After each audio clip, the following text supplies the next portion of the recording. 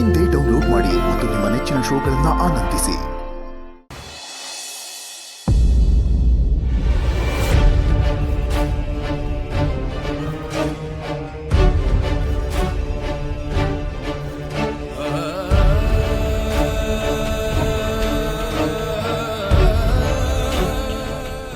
ಹಿತಪುಟ,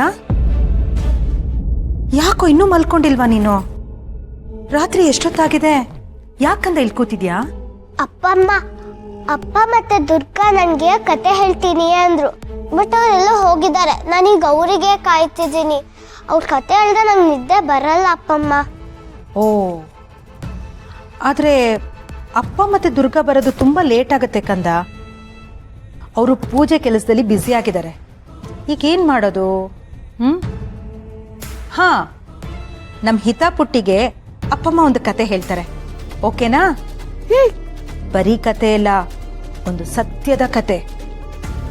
ಈ ದುರ್ಗಾಪುರದ ದೇವಿ ಇದ್ದಾಳಲ್ಲ, ಆ ದೇವಸ್ಥಾನದ ಶಕ್ತಿಶಾಲಿ ತ್ರಿಶೂಲದ ಕತೆ.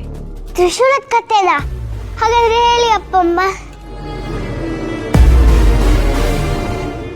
ನಾ ಕತೆ ಹೇಳ್ತಾ ಇರ್ತೀನಿ, ನೀ ಅದನ್ನ ಕೇಳಿಸ್ಕೊಂಡು ಹಾಗೆ ನಿದ್ದೆ ಮಾಡಬೇಕು. ಓಕೆ?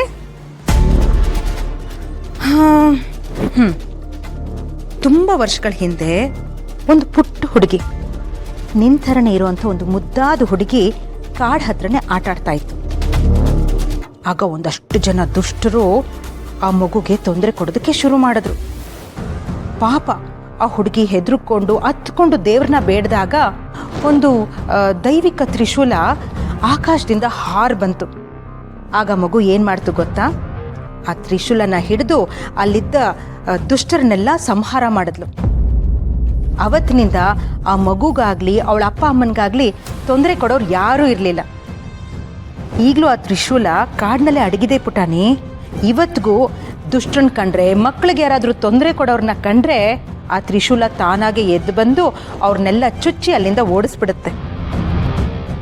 ಹಿತಪುಟ, ಒಂದು ವೇಳೆ ಆ ತ್ರಿಶೂಲ ಏನಾದರೂ ನಿನ್ನ ಕೈಗೆ ಸಿಕ್ಕಿದ್ರೆ ಆಗ ನಿನಗೆ ತೊಂದರೆ ಕೊಡೋರೇ ಇರೋದಿಲ್ಲ. ಅಪ್ಪಮ್ಮ, ಹಾಗಿದ್ರೆ ನಮ್ಗೆ ಯಾರೇ ತೊಂದರೆ ಕೊಟ್ರು ಆ ತ್ರಿಶೂಲ ಅವರನ್ನ ನಮ್ಮಿಂದ ದೂರ ಇಡುತ್ತಾ? ಓ, ಖಂಡಿತವಾಗ್ಲು. ಆ ತ್ರಿಶೂಲದ ಮುಂದೆ ಯಾರ ಆಟನೂ ನಡೆಯೋದಿಲ್ಲ.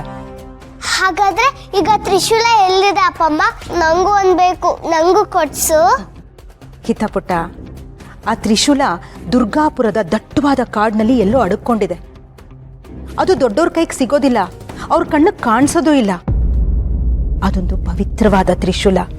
ಅದು ನಿನ್ನ ಹಾಗೆ ಮುಗ್ಧ ಮನಸ್ಸಿರೋ, ಪವಿತ್ರ ಹೃದಯ ಇರೋ ಮಕ್ಳಿಗೆ ಮಾತ್ರ ಕಾಣಿಸುತ್ತೆ. ಆದ್ರೆ ಏನಪ್ಪಮ್ಮ? ಆದ್ರೆ ಅದು ಯಾವಾಗಲೂ ಸಿಗೋದಿಲ್ಲ ಹಿತ. ಶಿವರಾತ್ರಿಯ ಮಹಾಪರ್ವ ಕಾಲ ಅಂದ್ರೆ ಇವತ್ತು ರಾತ್ರಿ ಮಾತ್ರ ಅದು ಕಾಣಿಸುತ್ತೆ. ಇವತ್ತು ಹೋದ್ರೆ ಅದು ಸಿಗತ್ತಾ?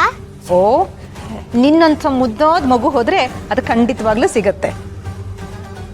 ಓ, ಟೈಮ್ ಆಗೋಯ್ತು. ನಿಮ್ಮ ತಾತನಿಗೆ ಮಾತ್ರೆ ಕೊಡಬೇಕು. ನಾನು ಹೊರಡ್ತೀನಿ. ನಿನ್ನ ರೂಮ್ಗೆ ಹೋಗಿ ಮಲ್ಕೋ. ಓಕೆ? Good night.